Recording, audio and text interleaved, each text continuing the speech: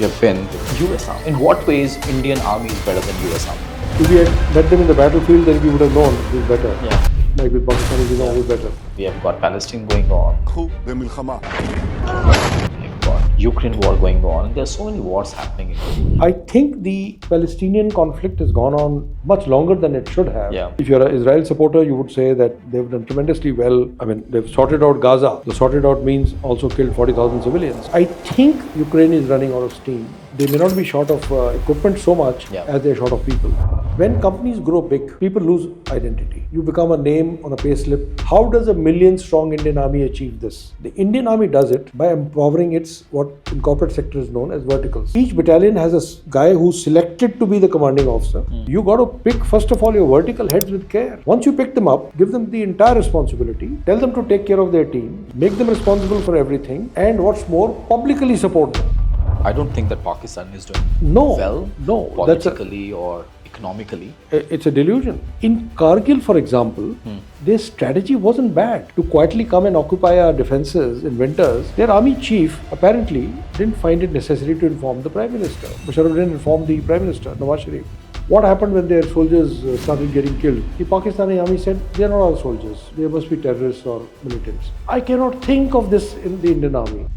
Welcome to part 2 of the same episode. By the way, if you have not yet heard part 1, my recommendation would be go back, listen to the part 1, because there also we spoke about what does it mean to be an army officer, what is the life of an army officer and the challenges that you face when you are on the war front. And you would realize that those challenges are not very far away from the challenges that you and I face on day-to-day basis. And yet, there is something extraordinarily different when you are serving the country on the war front. Let's take a dive.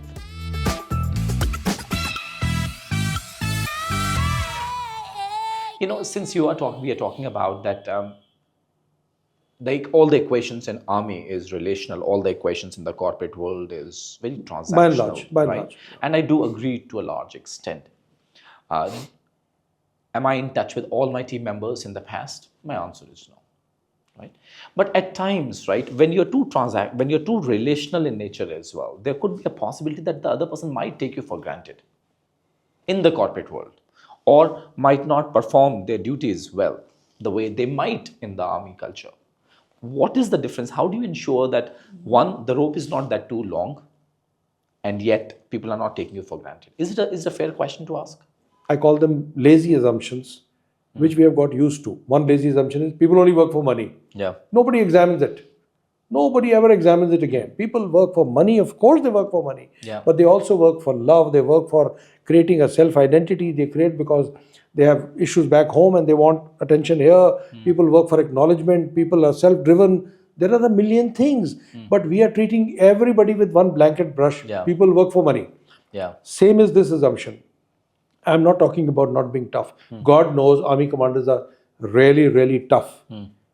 But But all the equations in army are relational. But relational. Yes. And I will come to an example of that too.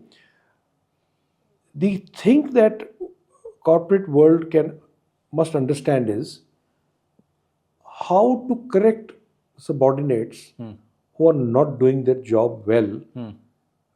Without worrying about destroying all this. So people are just nice to each other because they say, यार मैं बोलूँगा कुछ, वो भाग जाएगा, वो काम नहीं करेगा, वो नौकरी छोड़ देगा, वो attrition हो जाएगी. This is a worry, which is the wrong worry. The reason is this. One of the greatest lessons the army has taught me is that all mistakes are not equal. And there are 3 distinct types of mistakes and they need to be treated in 3 distinct ways. Okay. You remember the story of an officer, and I'm not going to take names, who was accused of tying a Kashmiri to the bonnet of a vehicle in Kashmir. What had happened is that CRPF boys were in a polling booth, I think. A crowd gathered. Those were the days of stone pelting. Now it's past. And they were pelting stones, and the CRPF people called the army and said, we are going to get killed. This officer landed there. He was a major. He found the crowd was very angry. And he could have fired into the crowd, but he didn't. He was authorized to fire. He tied a Kashmiri to the bonnet, one of the trouble creators, and he drove through the crowd and said, Panko. And then he rescued everyone. And there was a great furor. People said, oh, look at the army, how they treat Kashmiris. This is the part of the problem, etc., etc. It's a human shield. Okay. I'm not going to discuss the merits of this, what he did was right or wrong, because it's best discussed by someone who has faced a mob. And not somebody who just sit in an armchair and talked about it. Absolutely. You have to face a mob first and then talk about it. But, so a court of inquiry was ordered to look into what happened. But before the court of inquiry ended, my coursemate and my dear friend Bipin Rawat, God bless his soul, as chief, went to Srinagar for something, summoned that officer and pilled a chief's commendation on his chest. And again people said, what is the chief doing? We are still inquiring into it. And I know what Bipin was doing. I know it firsthand. He said, this guy took a call of judgment. He took an initiative. If we start punishing people who take initiative, we will kill all initiative. So first is the error of judgment, which you must always overlook. Error of judgment. Error of judgment. Beautiful. Okay. You've given work to someone, he goes out and does something, but he comes back and you don't like what he did. But he did his best. Based on the understanding that based on the understanding, based on the training you've given him, based on the briefing you did, he's done his best. And now you should say, all right, okay, great, I'm glad you did it. Great initiative. I'll also tell you there's another way of doing it. Next time maybe you can do this. That is one of the prime reasons why there is lack of initiative in companies. Beautiful, because people talk about innovation and creativity is one of their values. But when people experiment, they are punished. They are rapped on the knuckles. So I always like saying this. So this strategy ensures that you rear rabbits in your company when in today's world you need tigers. Okay, you are killing initiative for God's sake. How the hell do you expect people to? Next time the guy is going to say, यार मैं पूछ के करूँगा जो करूँगा. वहाँ जाके तो डांट पड़नी है, फायदा कोई है नहीं. Why should I do it? The second is the error of laziness and omission, which is the most common error in the world. Those errors need to be corrected. People need to be pushed, nudged, briefed, trained, retrained, given a memo. And if somebody still shows a lack of character and doesn't change, shown the door. The third is the error of intention. I go out and let down the company purposefully. I make money on the quiet. I do something silly like that. That's non-negotiable. They should be thrown out the same day. Immediately. Take expeditious action or you will sully the culture of your company forever. There is distinction between the three. How can you treat all the three with the same all with the same brush? So believe me, human beings understand when somebody is correcting them with good intention, keeping the emotion out, doing it privately, telling them how to grow, not saying who they are but what wrong they did.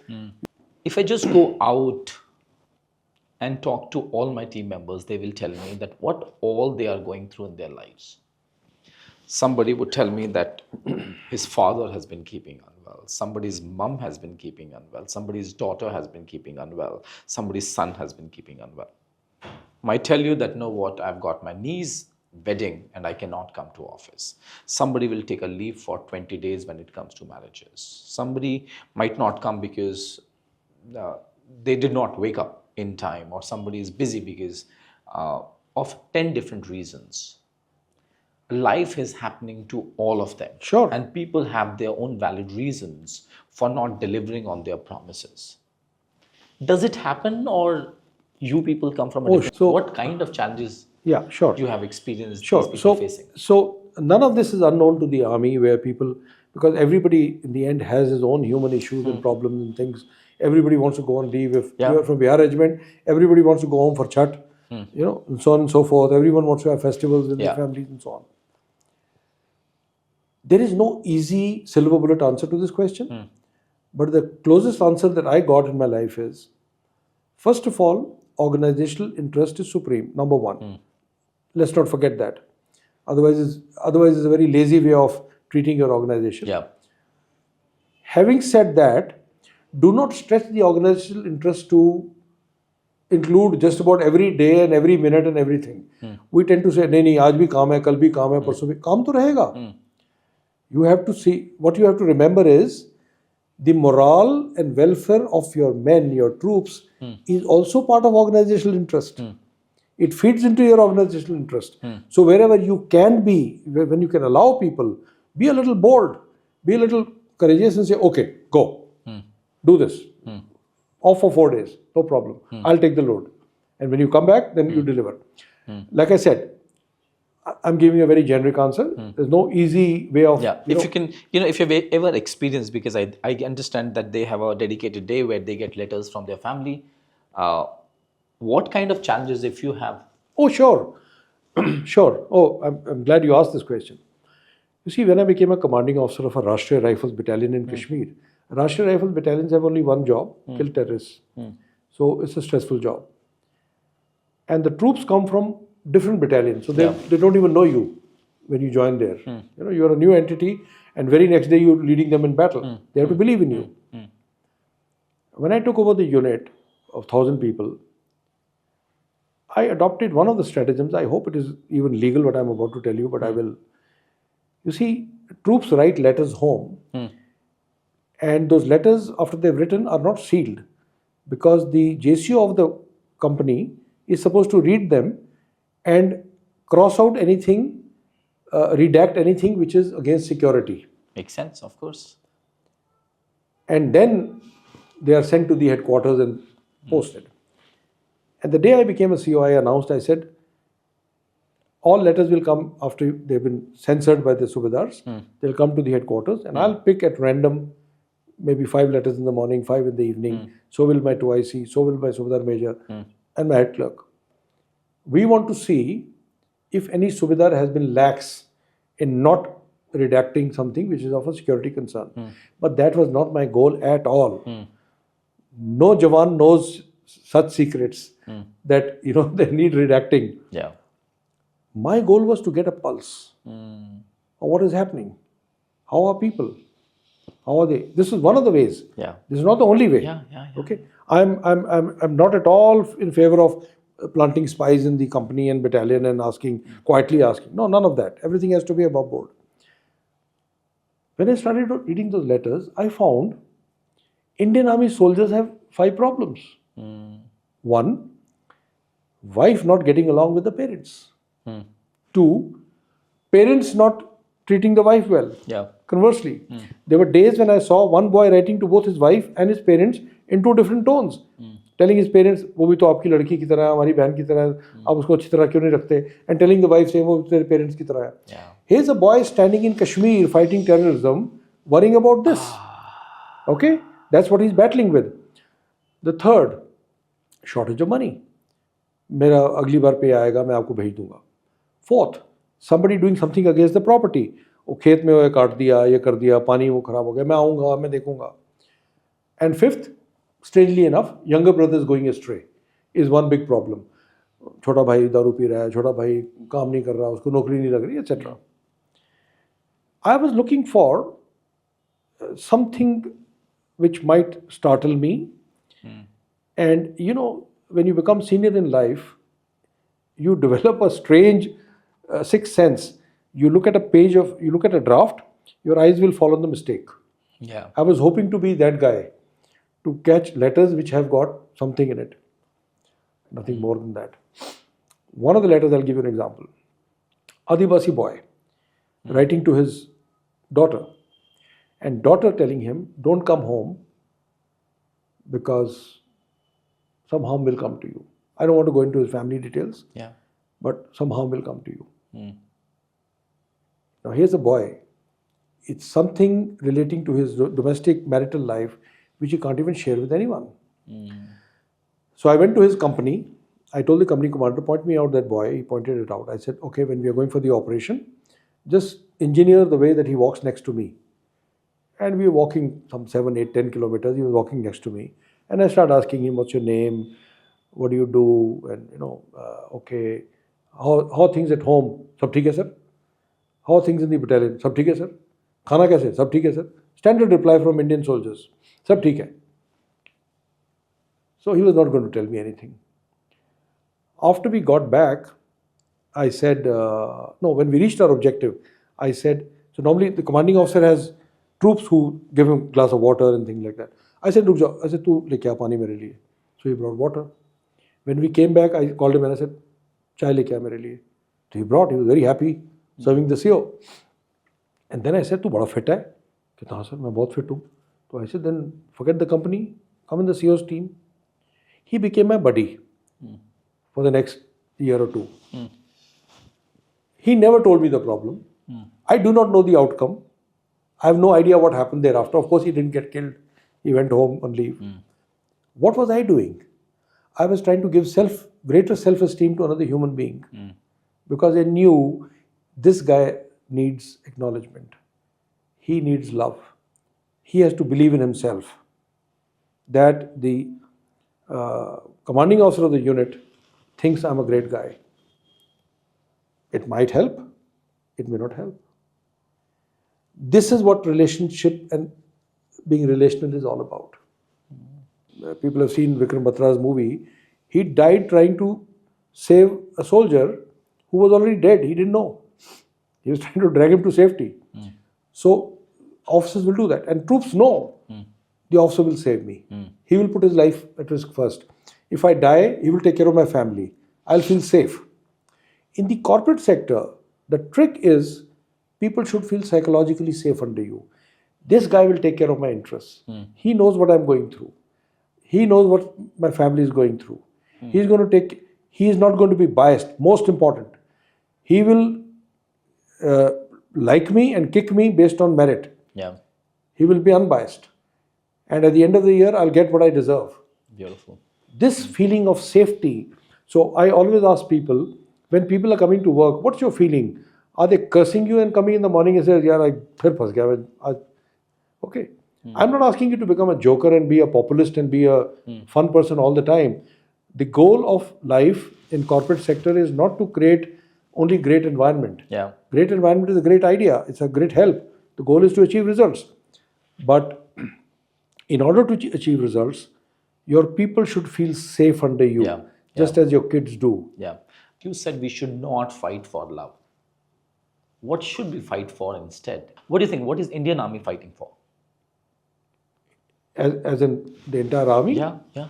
Or within the, or you mean? No, outside. We are not fighting. Let's say we are not let's assume we are not fighting with them. Look, the most popular perception of what the Indian Army fights for is the country. Right? That's the most popular perception. That we are here to keep safe. Of course, that is our goal. That is what we are there for. To keep the country safe, both externally and internally. Right? That's our thing. But a common soldier is not fighting for that big idea. Yeah. It's hard to wrap your head around that big idea. Yeah. A common soldier fights for his battalion, his regiment, his unit. Because that's the culture, I'll tell you. And there's again a great lesson for the corporate in this. When companies grow big, people lose identity. You become a name on a pay slip, a salary slip. Yeah. Obviously, the MD or CEO is not supposed to know everybody. You're a big company, and how do you say, we are all this company? Yeah. This sense of identity and identifying yourself with an organization is extremely important if you have to do things from your heart. How does a million-strong Indian Army achieve this? Is the question. Million plus. The Indian Army does it by empowering its, what in corporate sector is known as verticals, battalions. Each battalion has a guy who's selected to be the commanding officer. He's a selected guy. And he is given all the powers in the world and all the accountability in the world to take care of these 1,000 guys. These 1,000 guys are dying for that unit. And collectively, if you stitch that quilt, the Indian Army is succeeding. So in a department or in a company, you got to pick first of all your vertical heads with care. Once you pick them up, give them the entire responsibility, tell them to take care of their team, make them responsible for everything, and what's more, publicly support them. When you go to the cantonment, there are places where only senior officers' cars can go. The selected roads. Yeah. You know what the word there is? Flagstaff cars and CO's cars only. A CO is allowed to go there. Okay, because he's treated like a god. He becomes a legend in his own unit. Yeah. That is what we need to do in the corporate sector. Makes sense. You build verticals, and then you teach those verticals not to start competing with each other. Makes so much sense. Super. So we were speaking about the difference, that how come we are coming from the same soil and yet the way we show up is very different on the war front. It's again a lot to do with the culture we have all imbibed. Sure, the Pakistani army came out from the same army as ours, the British. But I've had the occasion to do a study program in the US with 3 serving Pakistani army and Air Force officers back in 2003. So I spent 3 months with them, saw them at close quarters, and we were classmates. And I did find that there is a world of a difference now, between them, the way they are and the way we are. A lot of people in India talk nostalgically and say, oh, Indians and Pakistanis are the same people. We have same roots. So there's no difference. Maybe not. But I can tell you about their army, there's a world of a difference. The difference is this. That army has ruled the country, either literally or from outside, as they are doing today. It has developed a sense of arrogance in their minds with which they see the rest of the world. I mean, where does this arrogance come from? The arrogance. I mean, I don't think that Pakistan is doing No, politically or economically. It's a delusion. It's a delusion. I mean, if you go to Twitter today and you see the arrogance that is coming out of some of the people in Bangladesh, it's the same sense of delusion. It's not based on facts. But because they have ruled their own country, they think they're ruling everybody else. And there was a funny incident. I was posted in Africa as a security advisor to the government of Lesotho. Yeah. And the Pakistani defense attaché from South Africa was visiting. So Lesotho army chief said, I hope you don't have a problem with that. And I said, why would I have a problem? He is a serving Air Force officer, but I'm the security advisor, so he must call on me. They said, yes, he will. So this Air Force guy came to my office, very nice guy, saluted me and sat down with me, and we had a cup of tea. And he asked me a question. He said, sir, आप ये लेसोटो की army को सिखाते क्या हो? मैंने कहा सब कुछ, tactics, administration, logistics, some strategy, how to deal with media, and how to be apolitical, not to meddle with politics. Yeah. And this Air Force guy said, sir, 2-4 classes हमारी फौज की भी चला दिया करो. Okay. So anyway, this is what. So there is a sense of arrogance which is not borne by facts, but on ground. See what they did in 71. In Kargil, for example, their strategy wasn't bad. To quietly come and occupy our defenses in winters, which took some doing, hoping that the Indian army will not be able to attack during summers because the slopes are bare and attacking upslope is suicide. Yeah. But a couple of things went wrong. Firstly, they read our culture wrong. And I don't know why they read our culture wrong every time after getting bashed up in 71 and even subsequently. The second is, I just looked at their own culture. Their army chief apparently didn't find it necessary to inform the Prime Minister. That is the level of arrogance. Yeah, Musharraf didn't inform Parvez. Musharraf didn't inform the Prime Minister, Nawaz Sharif. Or so they say. He definitely did not inform the air chief and the naval chief. He didn't tell some of his corps commanders. I understand the whole idea of security, but to win wars you need coordination. Yeah. You're not living in a silo, that you're going to win by yourself. Yeah. What was happening in India? Prime Minister Atal Bihari Vajpayee was meeting the army, the navy, and the air force chief every single day. There was complete coordination, right? What happened when their soldiers started getting killed? The Pakistani army said, they are not our soldiers. They must be terrorists or militants. I cannot think of this in the Indian Army. Yeah. To leave a man's body on the battlefield. Yeah. And if you read Pakistani blogs on the subject, you'll be stunned. Where people have written this. They said, same battle, Indians are celebrating the people who passed away, and we are letting them rot. This is what we are doing. 5 NLI battalion of Pakistan was fully involved, but they kept saying, no. They wanted deniability. So this is hamare bande hi nahi hai. I can't imagine what impact it must have had on that battalion or on the families they left behind. Yeah. But this is the culture. So this is the cultural difference that has, crept in over the decades. All said and done, and also considering the political scenario in Pakistan, the economic, social scenario in Pakistan, don't you think that unnecessarily we are emphasizing and stressing too much on Pakistan?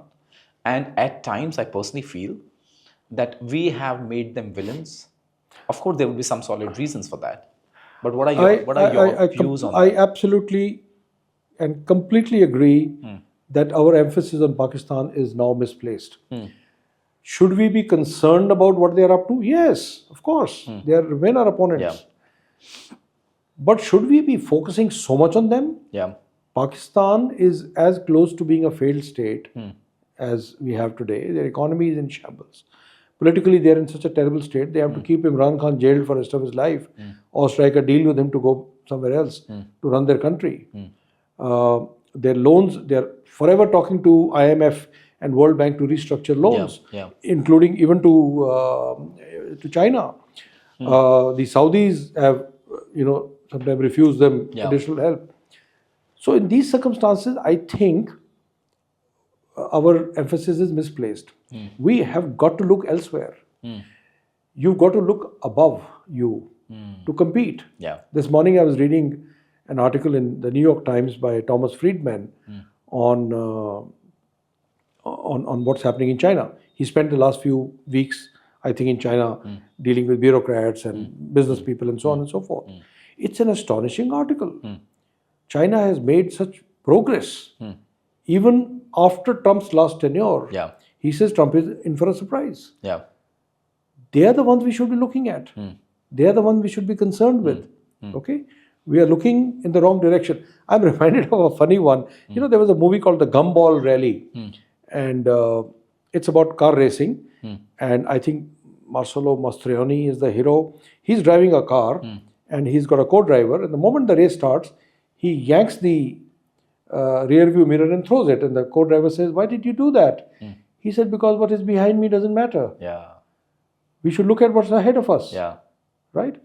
I think rather than fighting with each other within the country, fighting with really superficial thoughts and ideas and issues, we should be getting stronger economically.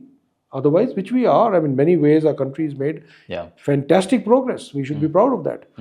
But I think that is what we need to focus on, and we should focus it on China, not only as a competitor, but even as an example. Yeah, as somebody that we can get inspiration from. Absolutely. Yeah. You remember you shared that story that where you requested one of your commanders that, organized in such a way that gentleman who was dealing with his family, he's just next to you so that you can ask from that person, "How are you? How are things?" And he said, "All well, sir.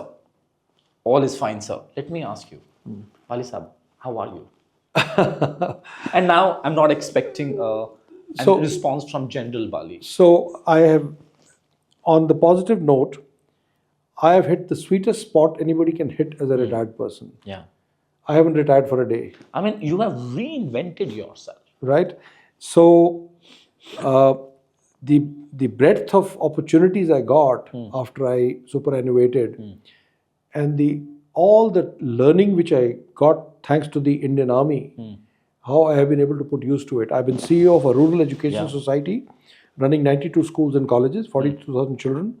I've been CEO of a very successful engineering PMC company, Roddick Consultants. I'm currently advisor to another extremely successful company called Dynamic Cables. I teach for Institute for Comparative Intelligence, Germany. I've run their online workshops, and I've gone and now. You have written books. You are on a I'm an think author. tank. I'm invited to speak all the time. Yeah. I do leadership training. I have done How do you do that? I've done pretty much everything that I think I should have been able to do. Does it mean my life or anybody's life is perfect? Of course, it is not. There are always jousting inside. There is always things inside where I feel I'm not doing the right things. I'm spreading myself too thin. Can you tell me a couple of areas if you're comfortable? Absolutely. So sometimes I feel there are too many things I have put my hands into, and maybe this is not the way to go. There is a sense of restlessness in me. For example, I have to write the next book. All right. So now I must find not only time but focus for that. Now I have 5 ideas, including a fiction book, a book for my granddaughter, a book called Leverage on how to be successful and so on. But the fact is, I haven't made much progress because I've spread myself too thin. The other day, I was listening to one of the judges of Shark Tank. He's a Croatian, and I'm sorry, his name is too tough to pronounce. Who said, "The world will reward you for your narrow specialization in something. The world will not reward you for being all things to all men. You've got to be world class in something. You got to focus on that something." And he gave the example from NFL football, where he said Tom Brady was paid $25 million for why? For throwing a ball correctly, not for blocking or tackling or doing something else, right? Yeah. So you got to be good at something, Yeah. and you got to focus on that. I think it has been one of my infirmities of my approach, my strategy, not to really focus on one core thing. issue. Yeah. And what is that core issue that I hope to focus on is writing. It gives me the greatest pleasure. One sense of restlessness I've always had of not doing adequate, not doing enough. We all go through some really difficult times in our lives, right? And now, what has shifted for you? The way you used to deal with difficulties at home, difficulties in relationships, difficulties managing children, and the way you used to handle them and the way you handle it right now. What has shifted for you? Look, obviously, in any case, life and age tempers you, and it should. But the catch here is, as you grow older, I'm going to turn 67, as you grow older, both your strengths and infirmities solidify. You find it harder to change. It's obvious, isn't it? So if you're a suspicious person, you're going to be a very suspicious old man. If you're a materialistic man, you're going to be counting change when you're in your 80s, right? You've got to be careful of that. Are you a fun person?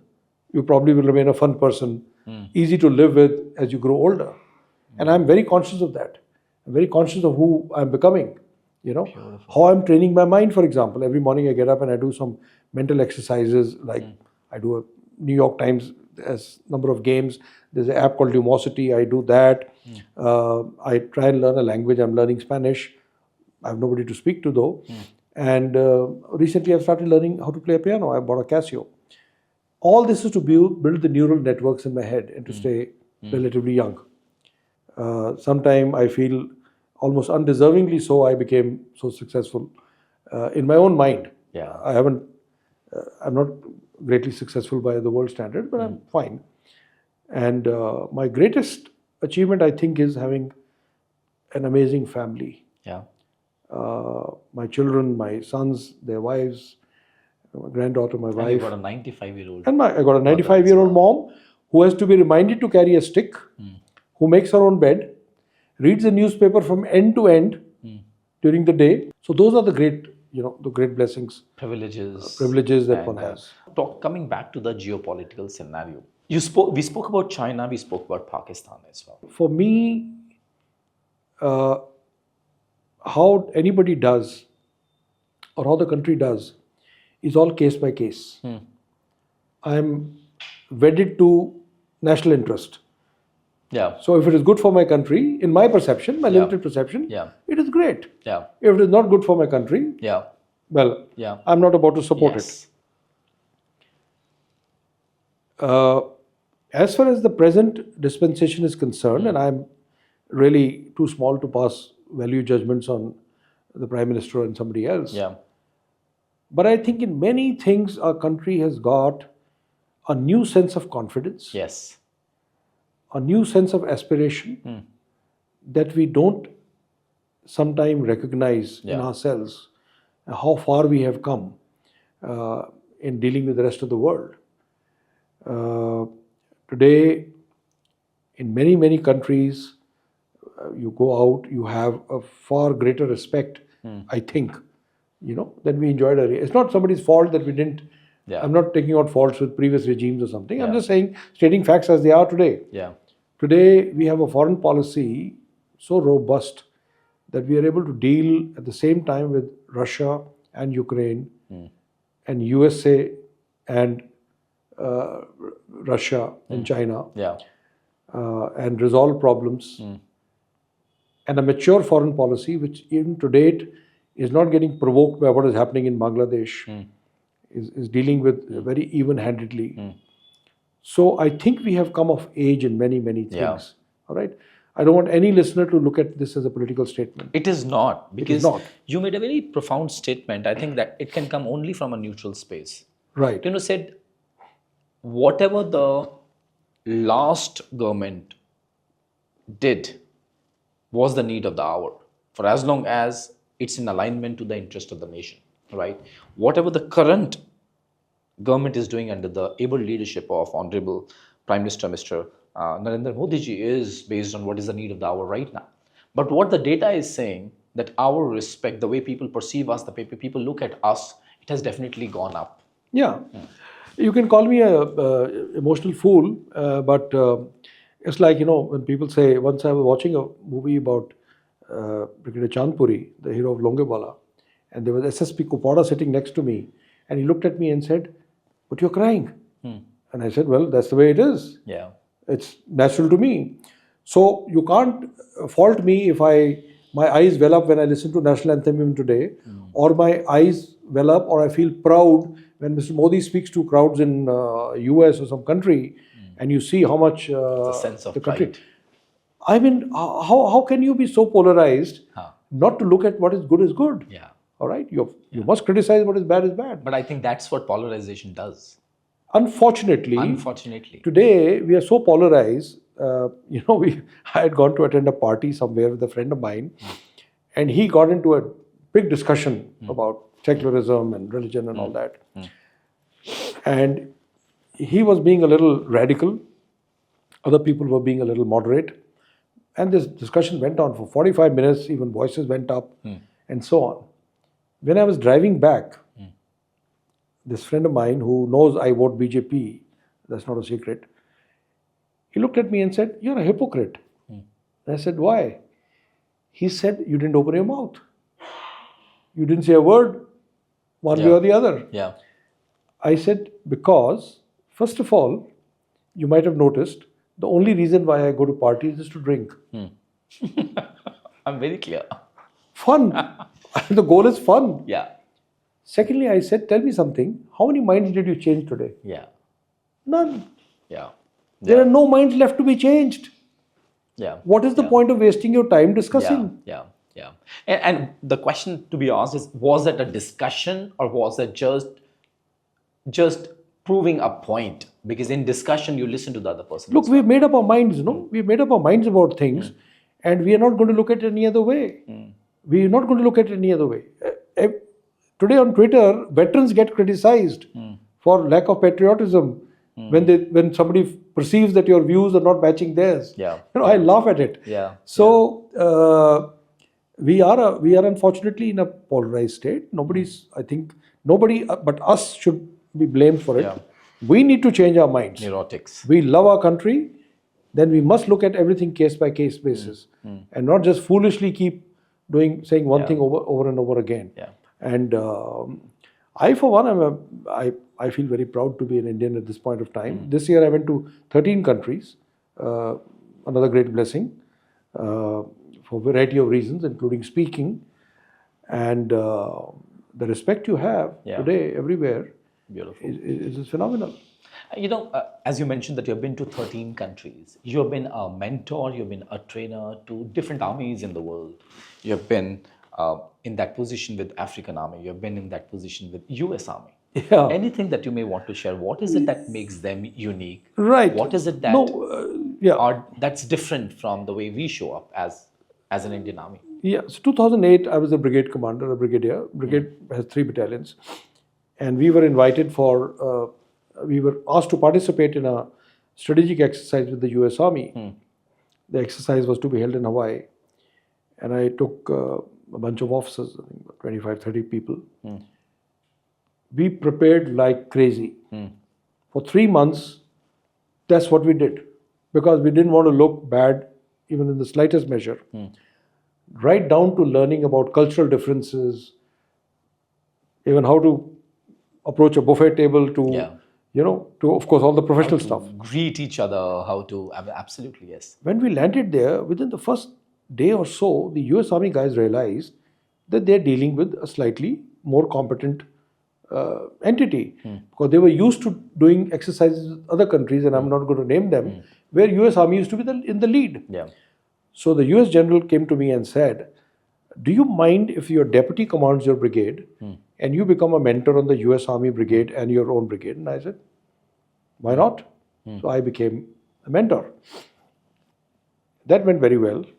And after we came back with a lot of accolades from the US, the then brigade commander, David Baldwin, and I stayed in touch, as we do as Indian Army, as a habit. I stayed in touch with a lot of people.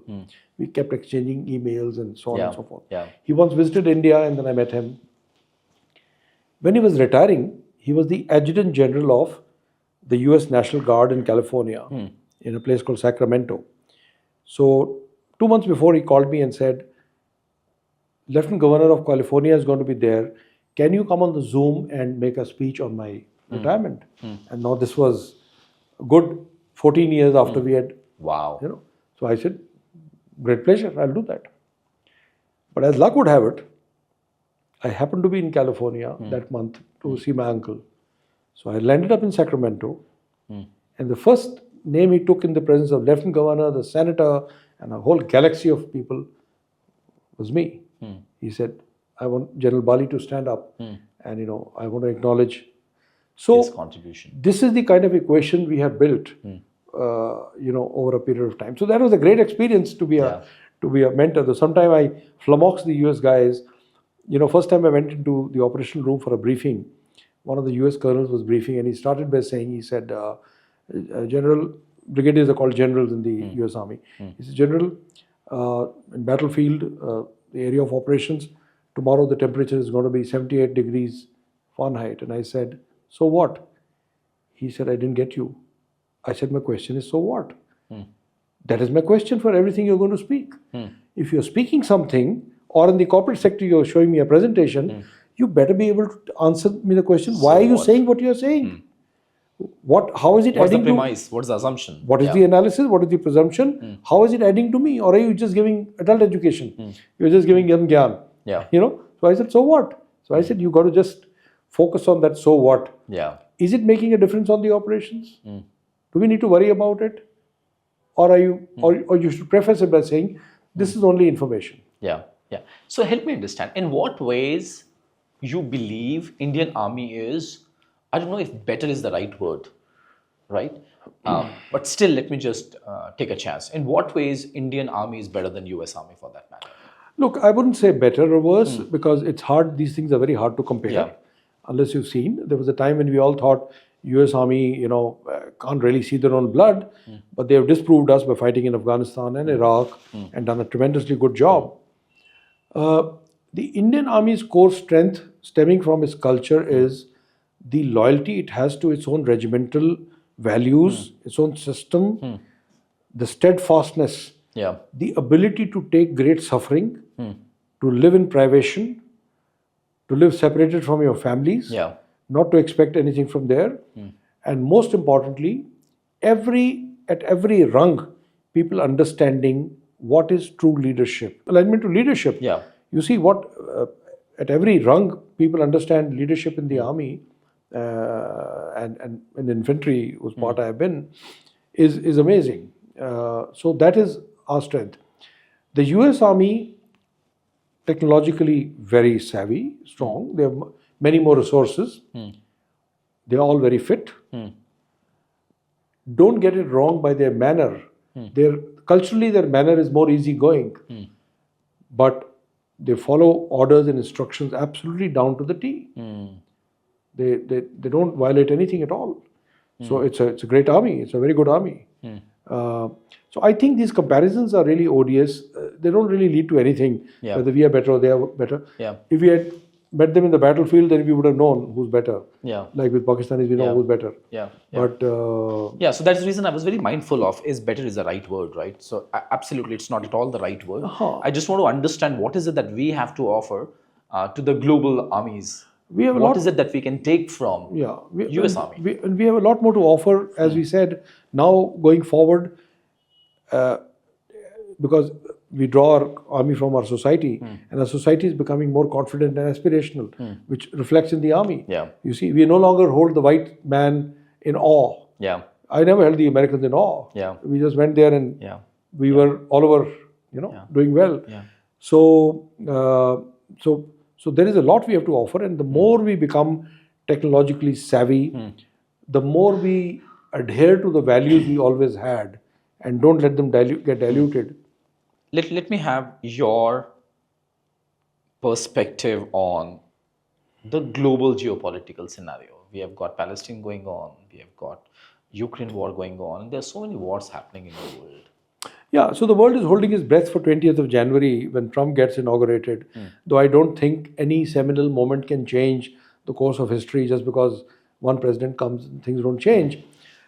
Having said that, I think the Palestinian conflict has gone on much longer than it should have. Yeah. If you're an Israel supporter, you would say that they've done tremendously well. They've sorted out Gaza. The sorted out means also killed 40,000 civilians. They've attacked even neighboring countries. They've gone into Syria now, Golan Heights, and so on and so forth. Personally, I think the jury in my mind is still out as to how this will play out. The people whose lives have been decimated, will they now roll over and forget this episode? Or will we breed a fresh set of terrorists? Yeah. We don't know. All right? What happened on 7th of October was, of course, an act of terrorism. Of course, Israel has the right to defend itself. But I do believe that the world has to gravitate towards a two-nation theory. This is my personal views.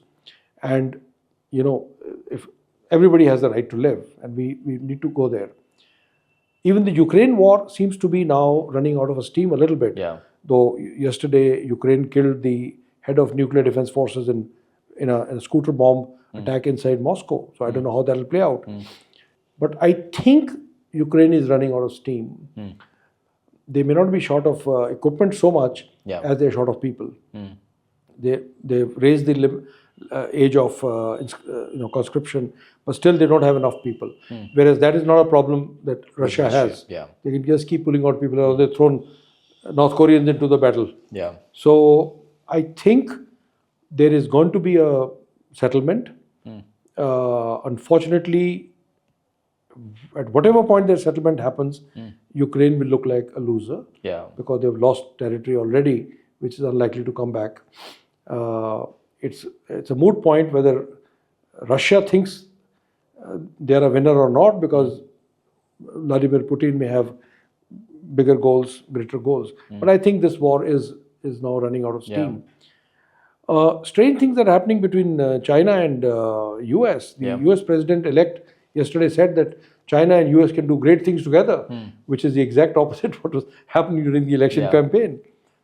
But for the world, it is a great idea if everybody, quietens down a little bit, stop fighting, stop fighting. I think an area that we should watch even more carefully is the Middle East. Not only for the Israel issue, that's a no-brainer. What we need to watch is Saudi Arabia and Iran.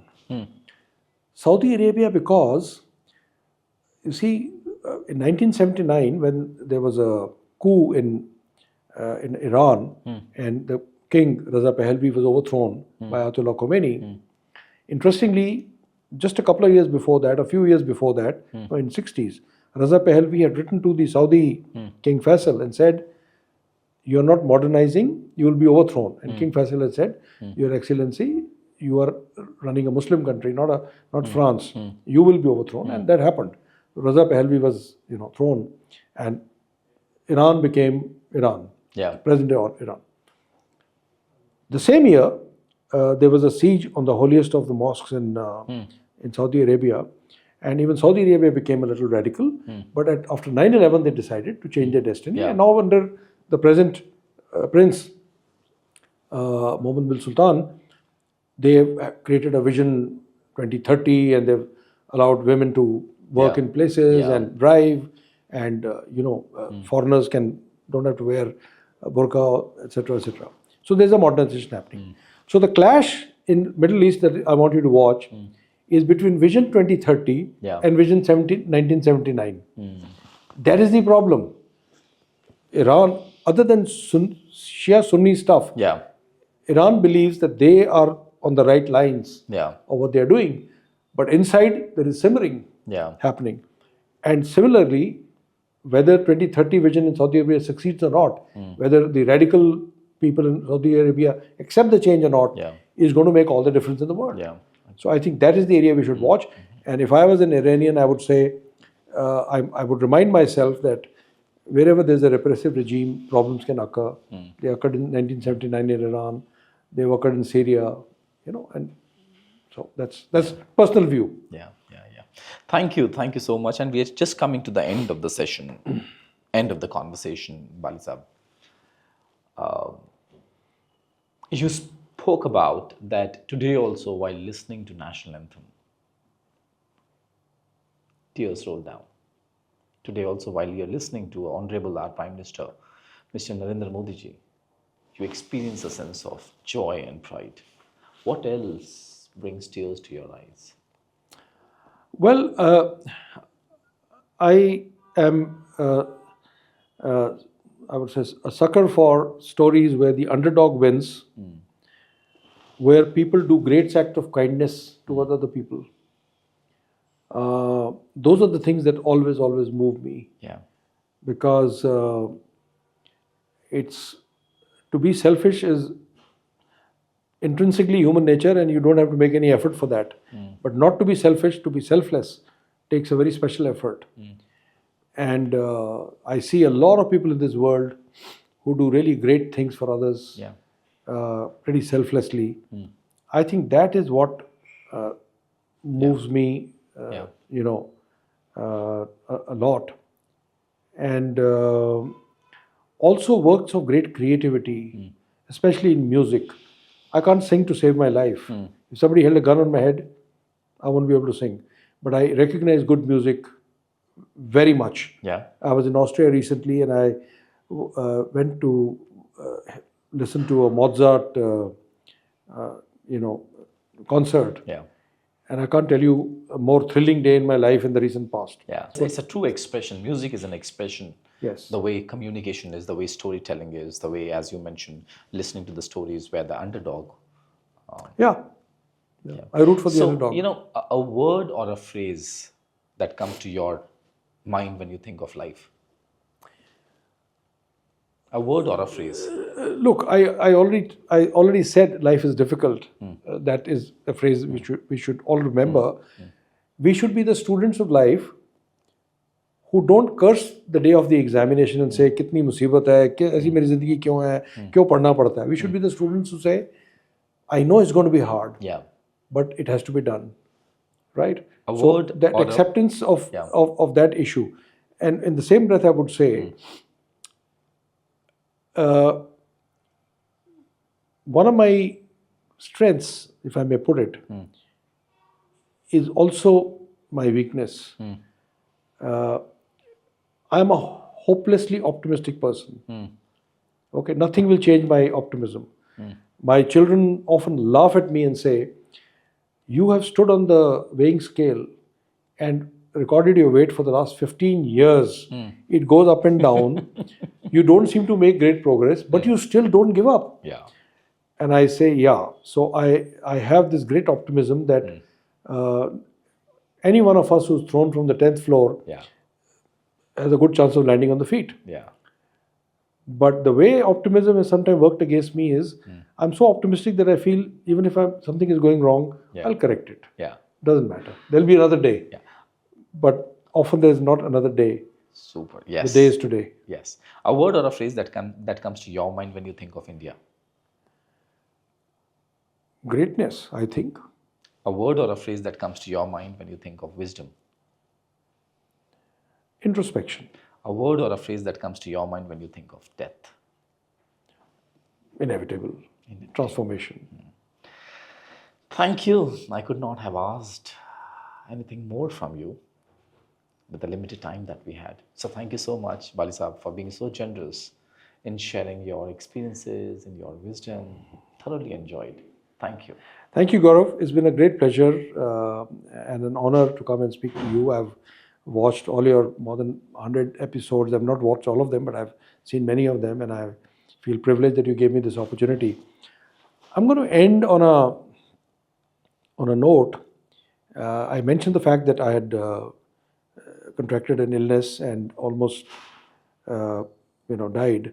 That was 2018. 2018-19, and the greatest lessons I learned from that episode are actually relevant for everybody.